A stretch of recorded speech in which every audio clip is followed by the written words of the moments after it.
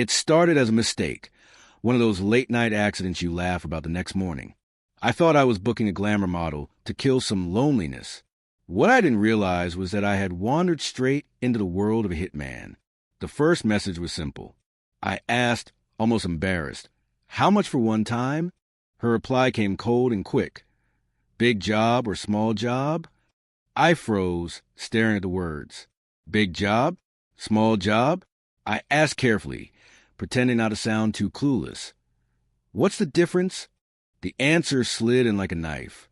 Small job, all talk, no hands, just a warning. Big job, the real deal. One go, full service, finish clean. That's when it hit me. This wasn't about late-night comfort. This was the underworld, hiding behind a beautiful mask. My heart pounded. My mind screamed to walk away. But instead, I typed back, "Big job." Of course, the big job. Another message followed, sharp, cutting to the quiet of my room. "How many people?" For a second, my breath caught in my throat. Did she mean groups? Did she actually take multiple clients at once? The thought shook me, but curiosity pushed me forward. My fingers trembled as I typed, "Just one, just me. Can I get a discount?" Silence. A silence that felt like the whole world had stopped breathing. Then came the reply, short and merciless. "No bargaining." But before I could shut the screen, another message appeared. "Any special requests?" My chest tightened. My blood rushed. It felt like an invitation into a world where every desire could be touched, if only I dared to ask. I swallowed hard, my heart hammering. Slowly I typed, "Anything is possible." Her response didn't come quickly this time. She waited, as if weighing me, testing me. Then the words appeared, "Extra charge." And just like that, the fire in my chest went out.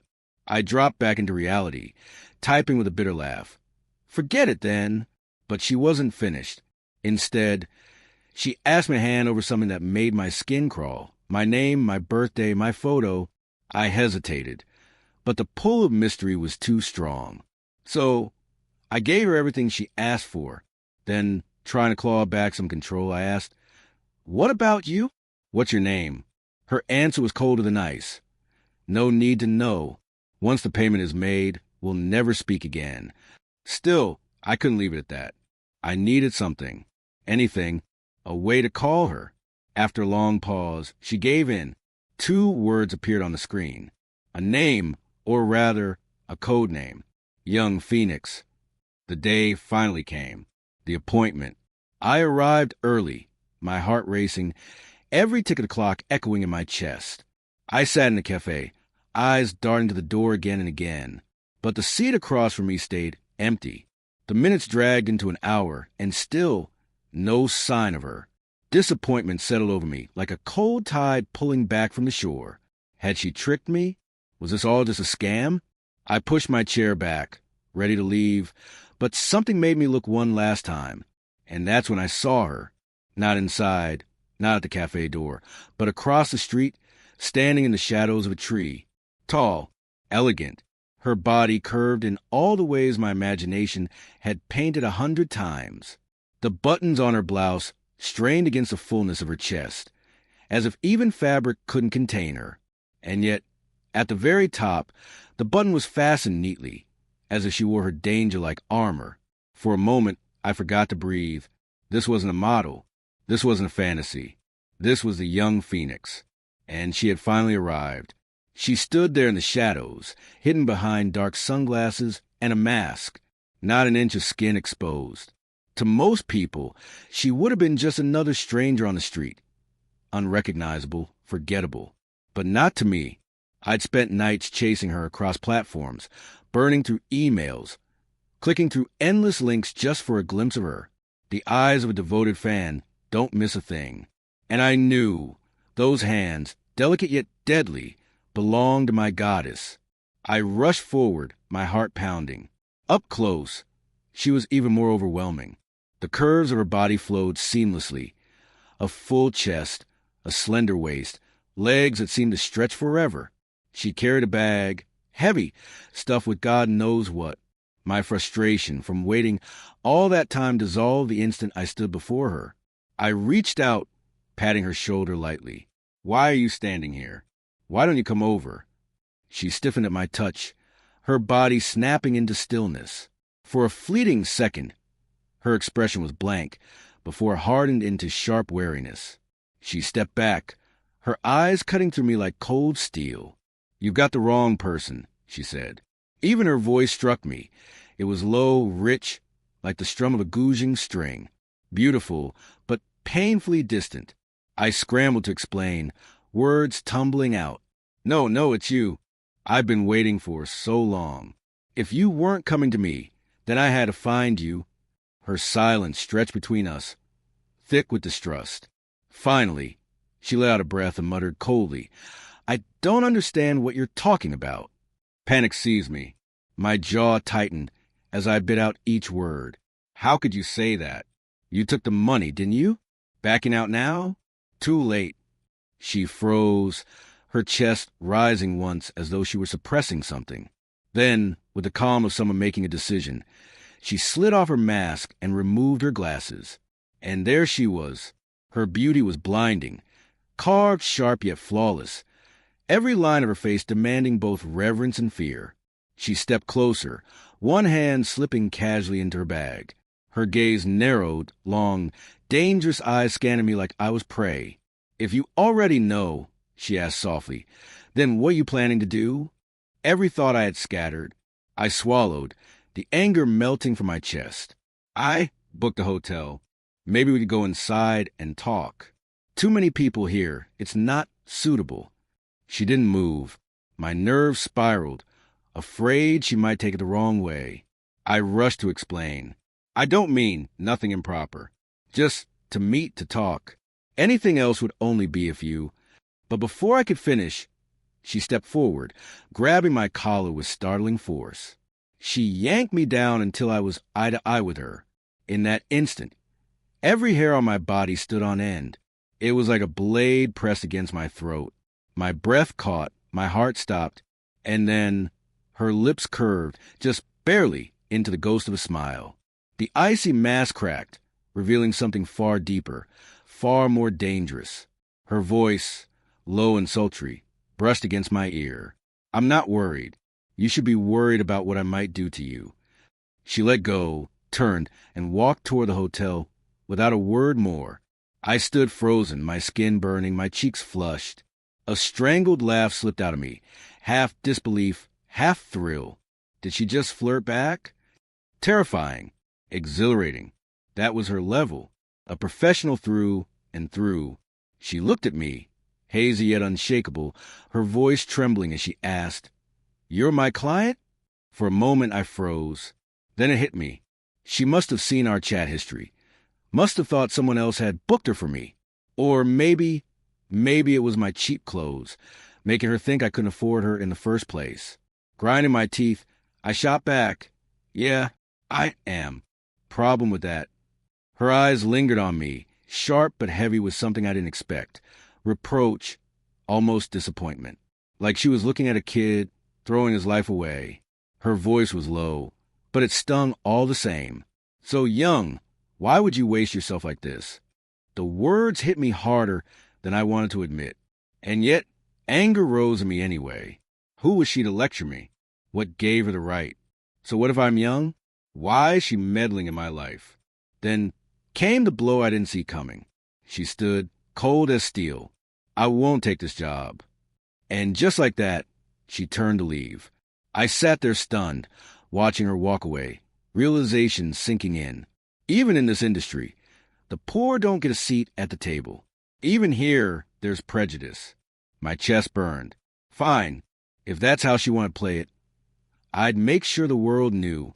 A scathing review, 500 words, dripping with venom. That'd show her. Fuming, I threw on my clothes and stormed after her. My voice echoed down the hall. If you won't do it, plenty of others will. I'll find someone better right after this. I'll buy 10 if I have to. Her figure stopped dead in its tracks. Slowly, she turned, her expression caught between anger and heartbreak. You mean if I refuse, you just go by someone else? She stepped back toward me, biting her lip, her voice trembling. Can't you think of something better? Must you really insist on this? I almost snapped back. I'm not a monk. Why shouldn't I have desires? But before the words left my mouth, a voice cut through the hall. A voice I knew too well. George? What are you doing here? My blood froze. That laugh, that grating, familiar tone. I turned, and there she was. Maria, my ex. Loose silk draped over her body, her collarbone marked with fresh hickeys. She looked like she had just slipped out of someone else's bed. Memories surged, ugly and sharp, finding her tangled in sheets that weren't ours. Watching her light a cigarette with casual elegance, blowing smoke into my face like I wasn't even there. Yeah, I cheated, she'd said. But if you treated me right, would it have come to this? I'd stood there, trembling with rage, until finally something inside me broke. My hand cracked across her cheek, the sound splitting the silence. Change. I spat. Change your damn self. And yet, here she was again. Same smirk. Same poison dripping from her lips. What? Came to check on me. You said you wanted a breakup, but now you regret it already? I wanted to vomit. God, if I were guilty, the law should punish me, not send this plague of a woman back into my life. But then a thought sparked. Why should I be the only one suffering? I turned, sliding my arm around young Phoenix's shoulders, pulling her close with a smile that I knew would sting. Careful with your words. My girlfriend might not like what she's hearing. Maria's arrogance faltered for the first time, her expression stiffening. But only for a moment. Then came the smirk, the sneer curling at her lips. Really? Then you must be desperate. Recycling trash that even I threw away? She tilted her head, her voice dripping venom. Don't waste your time, girl. He's a broke loser. Can't even buy an iPhone. On holidays, all he does is send money. He'll never give you love, never give you value. I was stupid once, staying with him. Don't make the same mistake. My fist clenched, fury ready to explode. But before I could say a word, a hand touched my arm, steady, unshaken. Young Phoenix stepped forward, her eyes narrowing at Maria, her voice slicing through the tension like glass. Are you insulting him or yourself? Maria blinked, stunned. Phoenix's tone was calm, cold, and merciless. On holidays, what did you give him? What value did you bring? Nothing. You say you suffered with him, but doesn't that just mean you had nothing either? With him or without him, you were still suffering. So, what right do you have to blame him? The hall fell into silence. Maria's lips parted, but no words came. For the first time, she wasn't the one holding the knife. Finally, Maria cracked. The mask of confidence slipped, and fury bled through her eyes. Her lips trembled, stammering out half-formed words. You. But before she could finish, young Phoenix cut her off, her voice cool, almost bored. Want to fight? She didn't raise her tone, but the weight behind it pressed down like steel. I remembered the way she'd pinned me earlier, strong and unyielding. Now, standing tall in front of Maria, she looked every bit the force of nature. Maria, in contrast, seemed to shrink, her small frame drowning beneath that presence. Maria's glare darted past Phoenix and locked onto me, searing me like fire. The hatred in her eyes was sharp enough to peel the skin from my bones. With a bitter edge, she hissed, Fine, I'll remember this. And then she left, her heels clicking like a curse down the hall. When the air finally cleared, I turned back awkwardly. Thanks. I muttered, fumbling for words. Out of guilt, or maybe gratitude, I added, I'll pay you extra. She studied me in silence, her gaze unreadable, then asked softly, You hired me because of a breakup, didn't you? Her words cut too clean. I shifted, uneasy, then admitted, Yeah, something like that. Her sigh carried more weight than a lecture. Her eyes softened, the sharpness melting into quiet compassion. She's not worth it, she said gently. Treasure yourself. Live well. You only get one life. I'll refund your money. But don't ever do this again, okay? I froze. Buyers persuading sellers to quit? Never heard of it. But the sincerity in her tone wasn't something you could fake. She wasn't preaching. She was reaching. And for a moment, I almost believed her. But then, God help me, my gaze slipped. It wasn't intentional. Blame it on her abundance. Her figure left nothing else in my line of sight. I coughed, tried to recover. I'll think about it, I said quickly, then almost sheepishly. But can I still reach out? Just to chat, I mean. Her lips curved into the faintest smile, and she nodded seriously. If you need me, reach out anytime. She extended her hand. Let's start over. My name is Willow. And just like that, something shifted. From that day forward, Willow and I were no longer strangers tangled by circumstance. We became something softer. She filled my days with small touches of warmth. Good morning, good night. Snapshots of sunsets, autumn leaves, and stray kittens. But when silence stretched too long, her patience cracked. The calm woman who'd once lectured me turned into something closer to a Yandra girlfriend, popping up in my messages with sharp little nudges. Check in. Why haven't you replied? Where are you? Answer me. God, she could drive me insane. But it worked. I never booked another model. And then came that night, the night everything between us changed. Her messages poured in raw, almost frantic, then blurred into censorship marks. But even through the broken fragments, I pieced together the truth. Her childhood, her father, the scars of his own unchecked desires. She wasn't lecturing me anymore. She was bleeding her story into mine. And in that moment, it clicked. We weren't two strangers anymore. We were two damaged souls, circling the same fire, trying not to get burned.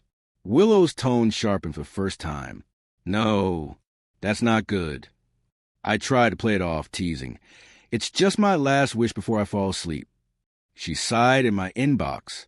What if I send you more to look at instead? And just like that, she dropped a full set, chest, thighs, abs, everything but the one I'd tease her about. So, of course, I pushed.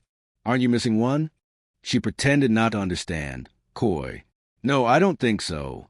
I shot back. Come on, thighs have 3 parts. Upper, middle, lower. You only gave me 2. Where's the last one? Maybe I'd push her too far, because this time she answered instantly. No way. I spammed her with 10 pitiful emojis like a child begging for candy. Still nothing.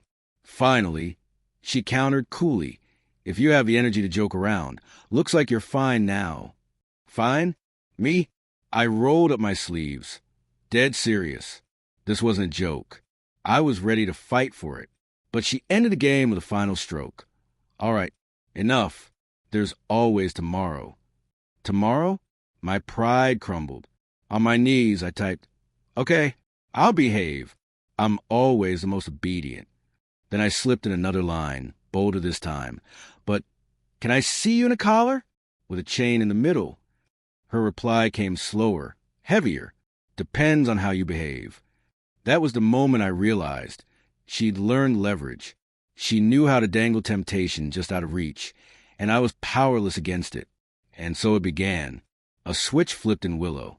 Every day after that, she sent new photos, sultrier, sharper, more deliberate. At first, she wasn't great. Her body carried the whole show. But little by little, she learned angles, lighting, framing. My coaching turned into her mastery. And soon, she didn't need guidance at all. Her shots became so flawless, so calculated, they made my blood burn. 2 months in, her skill rivaled the best borderline streamers online. But what set her apart was how every single photo hit me, right where it hurt. Every preference, every weakness. I never had to ask. She just knew. It was too perfect, too personal. Even I, dense as I was, began to wonder, was this still business? Or was it something more? I couldn't answer. So I asked my buddy David, what would you think if a glamour model texted you every day, sent you endless photos, refused to take money, and begged you not to spend on others? His answer was blunt. Romance scam. I pushed back, showed him the photos. David nearly dropped his drink. He waved it off with a laugh. Then you're already winning. But listen, don't fall in love. Love's the messiest trap. I hesitated. The last breakup had gutted me. 3 days of drowning in liquor and grief while David dragged me out of it. The memory was still raw enough to sting. So I nodded quickly. No, love. Just fun. David was satisfied. But later, as we left the restaurant, I froze. Out of the corner of my eye, I thought I saw someone familiar. When I turned, it was gone. Just a stream of strangers. Coincidence or not, I shoved the thought aside. That night, clarity sharpened my resolve. I messaged Willow. I want to see you. Her reply came fast. You want that again? Something like that. I admitted. A pause. Then an avalanche of messages. Send me your address. I'm coming right now. Don't move. Don't do anything. Wait for me. Promise me you won't do anything stupid. Her urgency was almost frantic. I calmed her with a quick reply. Okay, I'll wait. 12 minutes later, she was at my door, panting, wrapped in a black off-shoulder dress, her overcoat clutched in one hand. Her chest rose and fell with each breath, glowing under the light like danger itself. The traffic lights were jammed, she gasped. I ran here. Before I could answer, her eyes swept over me, searching every inch. You're okay, right? You didn't do anything, did you? I reassured her over and over, but still she leaned closer, her gaze digging deeper, as though she needed proof. Finally, she let out a long, shaky breath and pulled me hard into her arms. I melted instantly. Her warmth, her softness, pressed against me. It was intoxicating. And then her voice, trembling into my ear. Do you know how worried I was? My chest tightened. I cupped her face, inches from kissing her. Can I whispered. Her answer was a smile, playful, daring. She kissed me first, and then she let me lift her into my arms, both of us tumbling onto the sofa, our lips brushing with restraint, like we were afraid of breaking the moment. But beneath the quiet, there was a storm. Nestled against me, she began to speak. Her voice cracked open a past she'd never shared.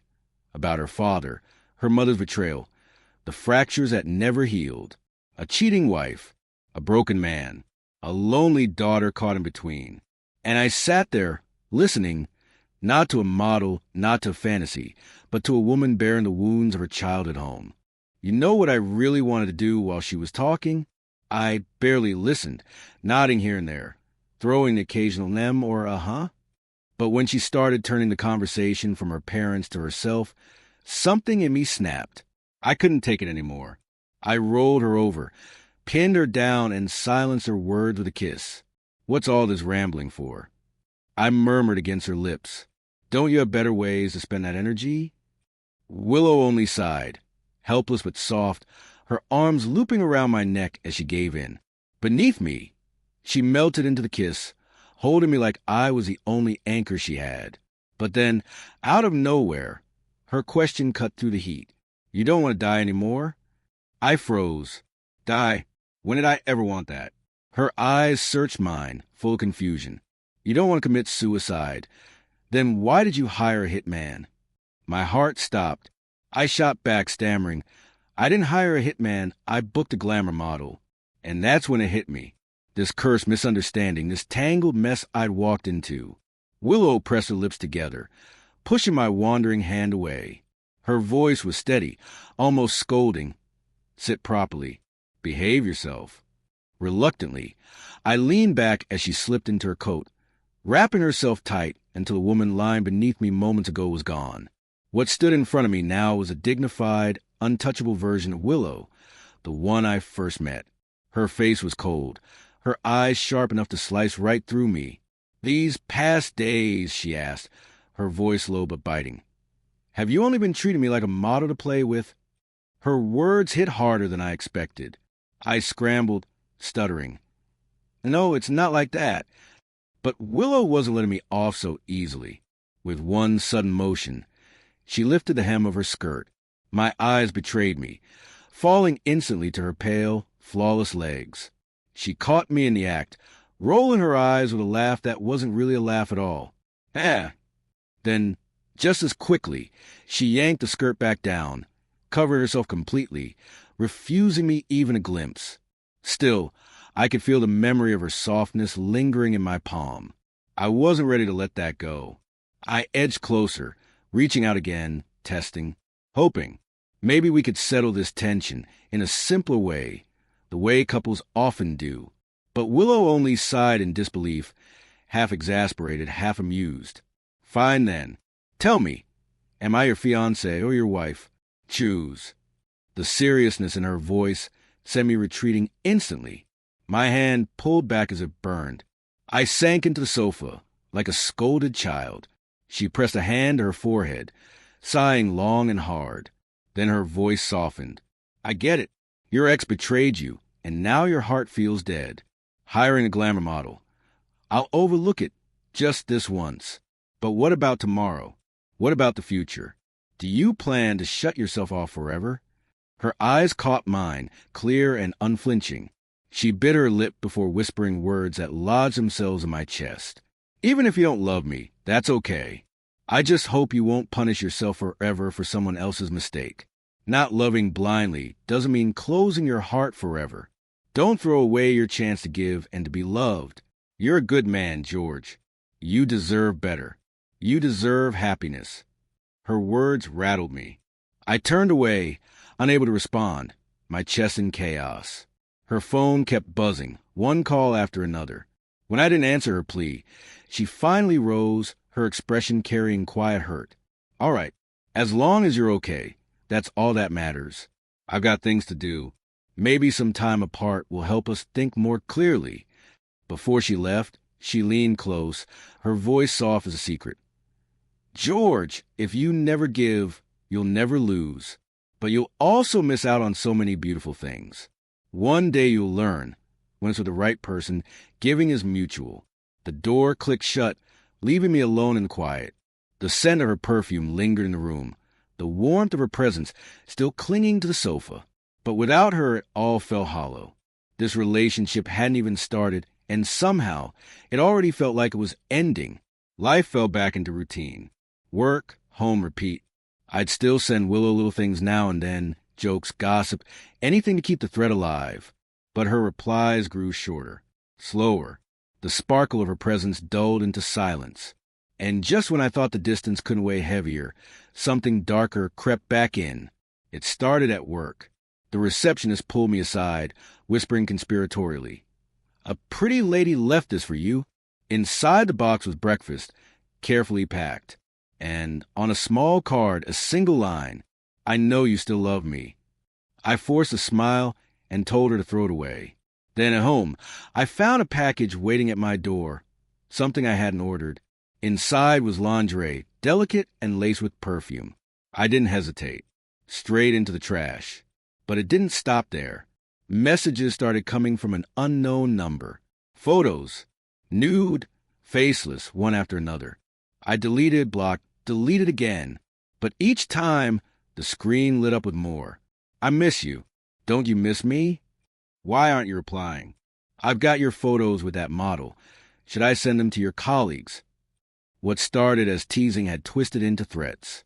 The malice was no longer hiding in the shadows. It was staring me down. And then, one night, while taking out the trash, it happened. The wind rustled the trees, casting long shadows in the dark. And suddenly, arms wrapped around me from behind. Her voice, soft and dangerous, whispered against my back. Gio, did you miss me?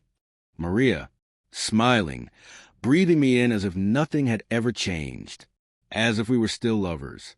She looked at me with a smile that wasn't love. It was possession. I knew you couldn't let me go. That so-called new girlfriend? Just a lie to fool me. You got drunk, booked a glamour model, even swore you'd stay lonely for the rest of your life. All because of me. Gio, you love me too much. Her words didn't shock me. Not anymore. I turned, locking eyes with her. That night at the restaurant, the one shadowing me and David. That was you, wasn't it? What's your game, Maria? Her eyes glittered, filled with desperate hope. Let's get back together. My answer was flat, sharp enough to cut. And if I refuse? She didn't flinch. She leaned in closer, voice steady. I wasted years on you. Either you repay me for my youth, or you cover the 100,000 you want in loans I owe. It wasn't a surprise. Maria had always lived reckless, burning money like firewood. Back then, I was a fool who paid her debts. And now, finding no new succor, she come crawling back to the old one. I laughed, bitter and cold. So that's it. You don't want love. You just want your ATM back. Her lips curled. If you don't agree, I'll accuse you of harassment. You've got my nudes, my lingerie. I just need one call to the police and you're finished. I sneered. And the truth? Aren't you afraid it'll come out? She clung tighter to my arm, smirking. Who cares? I'm a woman. At worst, I apologize. But you? One label, harasser, and your life is over. Think carefully. I asked quietly. And if I fight you to the end? For the first time, her smile faltered. Her voice grew cold, measured. My patience is running out, George. Don't test me. Then, without warning, she tore her skirt, slammed herself into the railing, and cried out, I could accuse you of forcing me, too. The trap was clear. But I smiled thinly, forcing calm. Fine, I'll take you to the bank. Right now. I didn't argue. I simply turned, leading her to the garage. She clung to me, satisfied, whispering sweetly, That's my good husband. Like a gentleman, I opened the car door, but the moment she slipped into the seat, the locks clicked shut. Her face froze. She sensed it instantly. Something was wrong. And then she saw them. 3 figures waiting in the back seat. David flanked by 2 heavy-set men. David's grin was pure malice. That's her. Get her. 10 minutes later, Maria was pinned against the hood, arms twisted painfully behind her. David, furious, slapped her twice, sharp and merciless. You think you can frame my brother? He spat. One word, and you'd vanish without a trace. I stepped forward, pulling a button-sized camera from my shirt and holding it up in front of her. Thanks for the confession. This is all I need to take you in. The wail of sirens filled the night. Moments later, squad cars pulled in. Willow emerged, uniform crisp, eyes colder than steel. She gave the order without hesitation. Cuff her. Take her away. But before they could drag Maria off, I stopped them. Wait. Maria's face lit up, hope flickering desperately in her eyes. I walked around the car, calm, almost smiling. There's one thing I forgot to tell you. Not only can I love again, I can love more than one. And just like before, history repeated itself. I grabbed Willow, tilted her chin, and kissed her hard, right in front of Maria. See this? I said, voice steady, cruel. She's younger, prettier, and her body's better than yours. Maria's face drained of color. Willow's flushed scarlet. The officers nearby broke into laughter and cheers. Willow, didn't know you had it in you. One of them whistled. Go enjoy your time with your man. We'll handle the rest. Willow pressed her lips tight, glaring at them. Cut it out. Do your job. They dragged Maria away, her laughter gone, her smile broken. I turned, introducing Willow to my friend. David, this is a young mod.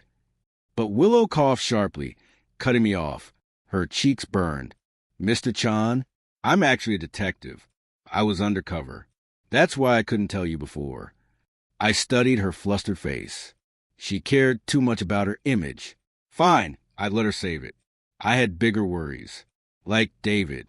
After all, I'd sworn to him not long ago that I wasn't serious.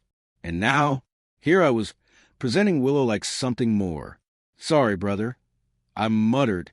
David ground his teeth, his expression dark. But the words that came out surprised me. We're brothers. Nothing to apologize for. I tried to stop you before, because you were too much of a simp. But now, look at you. Cold, clean, ruthless. That's a man. He clapped me on the back, grinning wide. If this one doesn't work out, move on. See a woman you like. Take her. If it ends, let it end. Don't grovel. Don't beg. We're men. We're meant to fly like eagles. I felt my chest tighten with gratitude. Don't worry, brother. Women come and go, but you'll always be my true brother. I brought Willow home. The ride was silent, heavy with unspoken words. At the door, she stopped, hesitating. I frowned. Why aren't you coming in? She bit her lip, her voice soft. Oh. For a moment she stood there, wrestling with herself.